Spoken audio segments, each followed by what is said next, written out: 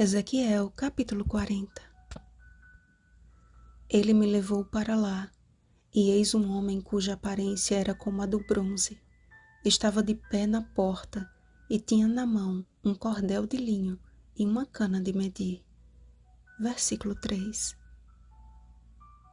Diante de um capítulo tão rico em detalhes e de uma visão sobre algo que para Israel era tão familiar, a descrição do templo parece soar para nós como uma interminável repetição de compartimentos e medidas. Ezequiel viu uma figura peculiar que tinha nas mãos instrumentos para medição de curtas e longas distâncias. O profeta pôde visualizar o templo com a precisão exata de suas dimensões, seguindo a orientação daquele ser luminoso. Filho do homem, vê com os próprios olhos, ouve com os próprios ouvidos, e põe no coração tudo quanto eu te mostrar, porque para isso foste trazido para aqui. Anuncia, pois, à casa de Israel tudo quanto estás vendo. Como João, no livro de Apocalipse, logo após a destruição definitiva dos ímpios, Gog e Magog, teve a visão de um lugar planejado, Apocalipse capítulo 21, versículo 10. Assim também Ezequiel viu o templo do Senhor. Meticulosamente, cada parte do templo lhe foi apresentado conforme media o homem com um cordel de linho e uma cana de medir. Era o arquiteto e edificador, Hebreus capítulo 11, versículo 10, colocando em cada parte daquele lugar as suas perfeitas medidas. Cada câmara, cada espaço em frente das câmaras e cada detalhe do templo apontava para a aliança eterna do Senhor com o seu povo. Mas enquanto Ezequiel viu a figura, João viu o verdadeiro, a cidade santa, Jerusalém, que descia do céu da parte de Deus. Apocalipse capítulo 21, versículo 10. O texto de hoje também aponta para um juízo sobre a casa de Israel, mais precisamente sobre os sacerdotes. Os instrumentos de medir simbolizam isso. Haveria um juízo e ele havia de começar pelos líderes do povo. Quando Jesus esteve na terra, deixou bem claro em sua própria experiência qual seria o dever e a responsabilidade dos líderes religiosos.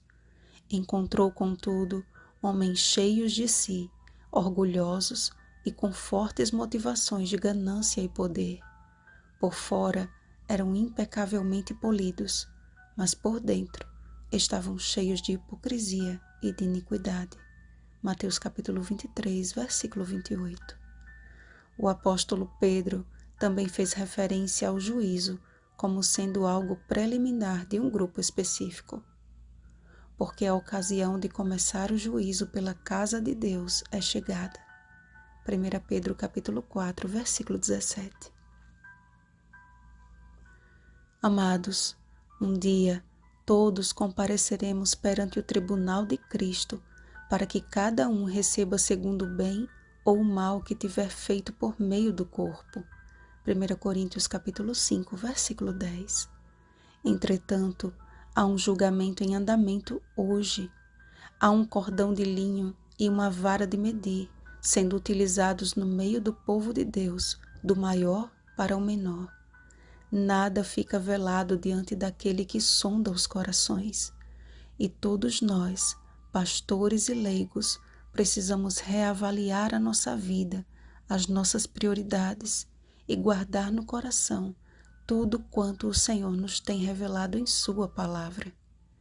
Há uma necessidade urgente de homens e mulheres que sejam tão fiéis ao Senhor quanto as medidas do templo. Um povo que, com uma visão espiritual crescente, revele ao mundo a face do genuíno amor, do conhecimento da glória de Deus na face de Cristo. 2 Coríntios capítulo 4, versículo 6.